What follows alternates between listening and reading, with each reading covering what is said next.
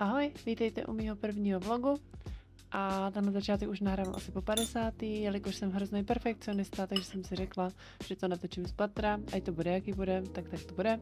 Takže se předem omlouvám, jestli tam budou nějaké přeřeky nebo nějaké jako nejasné vyjádření, protože já bych to jinak nenahrála nikdy, takže by tenhle kanál byl na věky prázdný, jako hodně mých projektů, který jsem začala a nikdy nedokončila.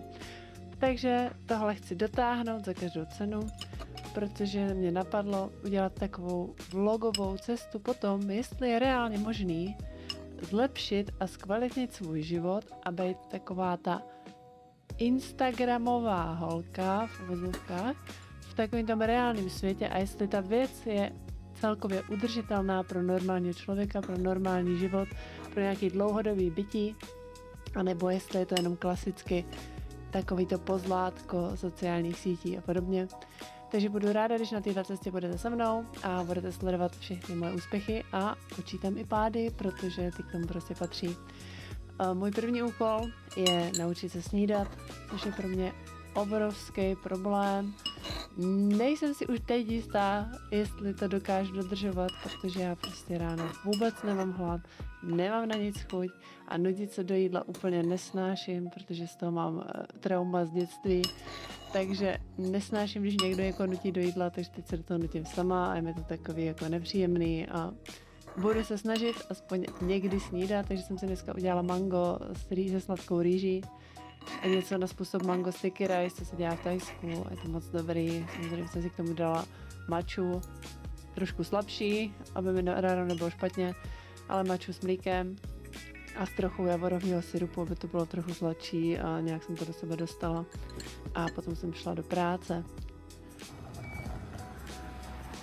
Cestou z práce jsem se stavila na procházku, šla jsem do Holešovic podívat se do obchodu s látkama, protože jsem potřebovala koupit nějaký věci na šití, ale hlavní bod tohohle jako druhýho úkolu mýho je více hýbat, což je takový, až bych řekla, novoroční předsevzetí. Takže můj další úkol byl více hýbat, takže místo toho, abych jela tramvají, tak jsem šla velký kus pěšky. Nohy mě bolely hrozně moc, protože nejsem zvyklá tolik chodit, ale bylo to fajn, protože dneska bylo krásný počasí. Takže můj druhý úkol, nebo můj druhý jako plán je víc chodit, být víc aktivní. Cestou jsem samozřejmě potkala Pepko, takže klasika. Nebyla jsem se ještě podívat, co mají za podzimní věci, takže jsem to nemohla vynechat. Tyhle deky jsou nádherný, úplně hoňatý a nestojí moc. Jsou krásný, ale já mám doma asi 50 dek, takže jsem odolala, horko těžko, ale odolala. Tady jsem koukala na nějaké květináčky, samozřejmě mají spoustu jako umělých kytek a dekorací.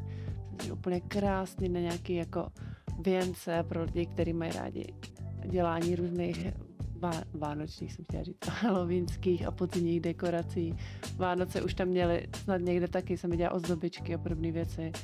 Takže za chvilku, myslím si, že tak měsíc a budeme vídat už Vánoce. Ale zatím se ještě užijeme podzim a Halloween, který já osobně strašně miluju to, je to nádherný. Hrnky tu měly krásný, jako opravdu jeden hezčí než druhý. A jsem ráda, že jich mám tak moc, že jsem si nemohla dovolit ani jeden. Tenhle Pumpkin Spice Waffle, ten byl úplně krásný, měl nádhernou zemitou barvu. Bylo to těžký, já vím, proč do těch obchodů nechodím, protože jinak si toho vždycky koupím milion, pak nevím, co s tím, jako ale je těžký odolat hodně. Takže tady už jsem neodolala teda, to se přiznám. Tvrčka za 25 korun skleněný, ještě takový jako vlnkovaný, úplně super, vzala jsem si je. A samozřejmě fakt tady mají jako strašně moc různých dekorací a věcí na stolování a všechno je to moc pěkný.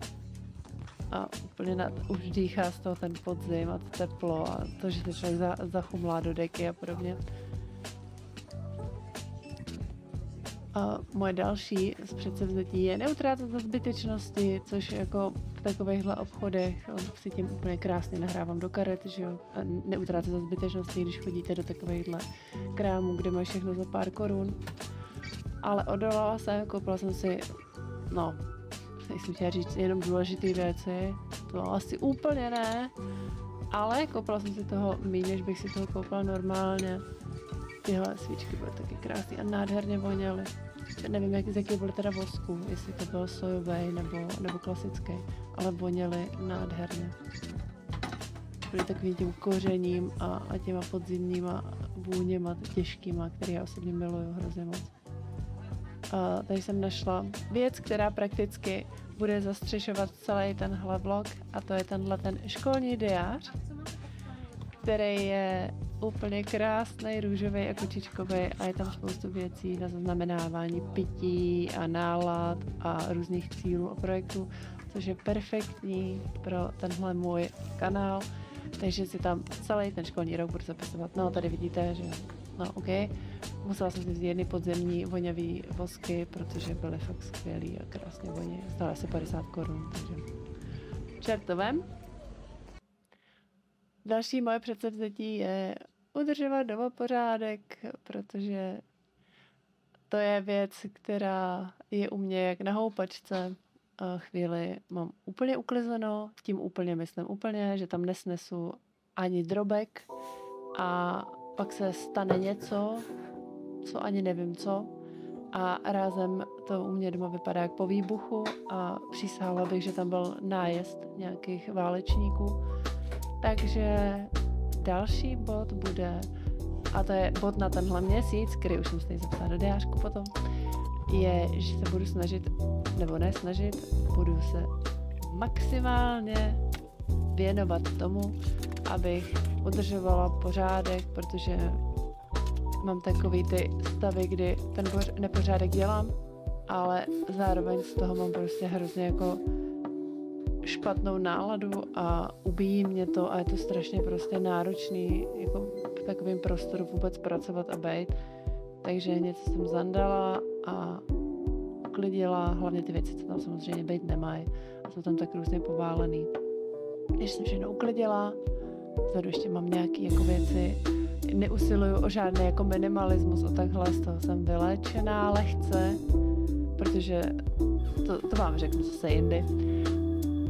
Další můj ten bod, řekněme, je teda více pohybovat, takže jsem zase začala chodit na svým pásu a stát u stolu, protože pracuji hodně na počítači, a což znamená, že 3/4 dne sedím, takže pak mám oteklý nohy a bolej mě a jsem celá rozlámaná. Takže si začínám chodit na svým pásu a můj cíl je udělat 10 000 kroků denně. Což znamená v praxi, že když začnu chodit pozdě, tak budu chodit do noci, jako jdu to třeba tady, když si píšu poprvé záznamy do toho diářku. A musím říct, že ten diář je fakt krásný, stál asi 60 korun, což mi přijde úplně směšný.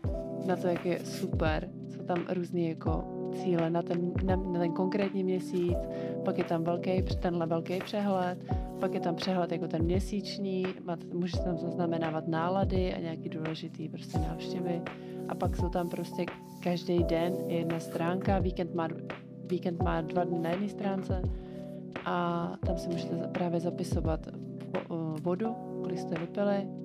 Jo, tady mi nefunguje zelená tužka, protože jsem si chtěla zapsat tu maču, ale no, takže to bude další bod na zítra, že musím probrat tužky a vyházet ty, které nefungují.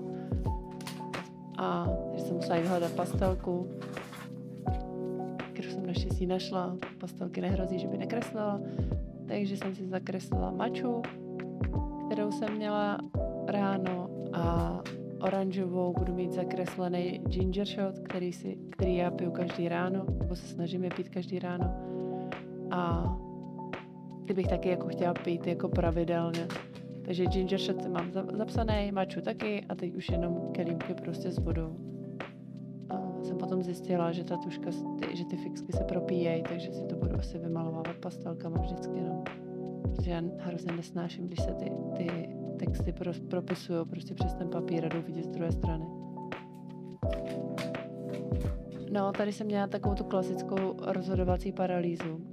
Já vždycky, když si koupím nějaký nový notes, tak si mám hroznou radost, strašně se těším, jak si to budu psát a tak. A pak, když tam mám konečně něco napsat, tak tam nenapíšu nic. Tady jsem si označila, jaký bylo dneska počasí a tady jsem maličko váhala, tam je zaznamenávání nálad a je tam asi takových 6 smajlíků v řadě a jim prakticky nejde vidět obličej, takže jsem to vyřešila, takže jsem ho domalovala prostě a budu to dokreslovat.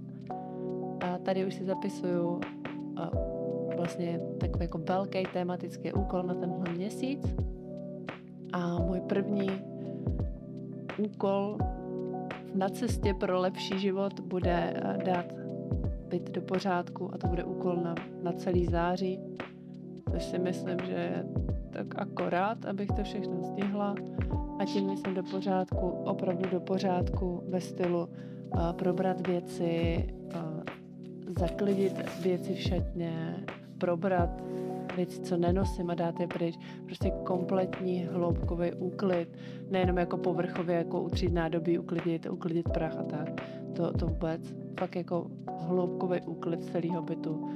Protože myslím si, že tam všechno jako začíná. A když tohle já nemám v pořádku, tak jsem z toho postupem času hrozně na nervy.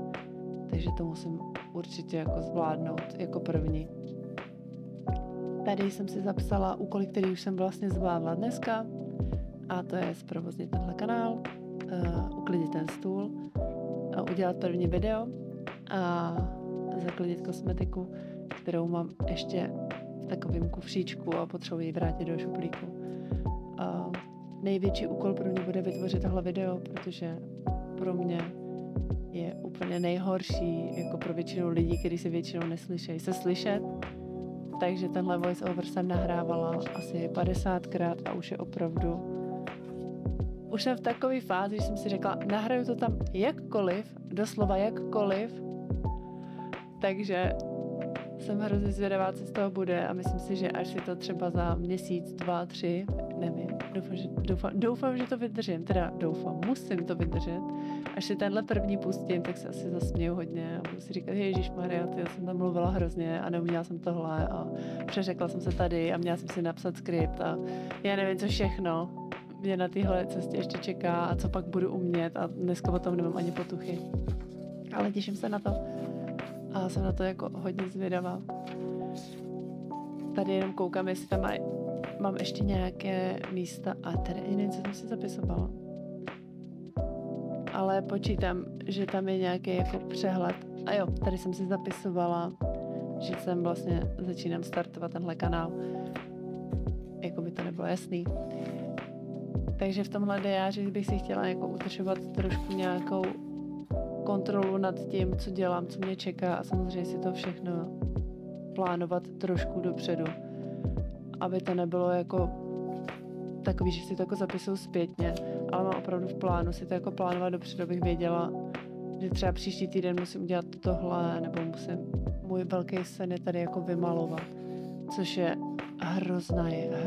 hrozný úkol, ale vím, že se do toho budu muset pustit, protože už by to tu opravdu jako potřebovalo, ale nechce se mi do toho odkládám, to už asi 3. rok, ale myslím si, že možná by to letos mohlo padnout. Jako nechci to dělat v zimě, loni mi to vyšlo tak na zimu, ale říkala jsem si, že jako v zimě to nevyvětrám a bude to na nic.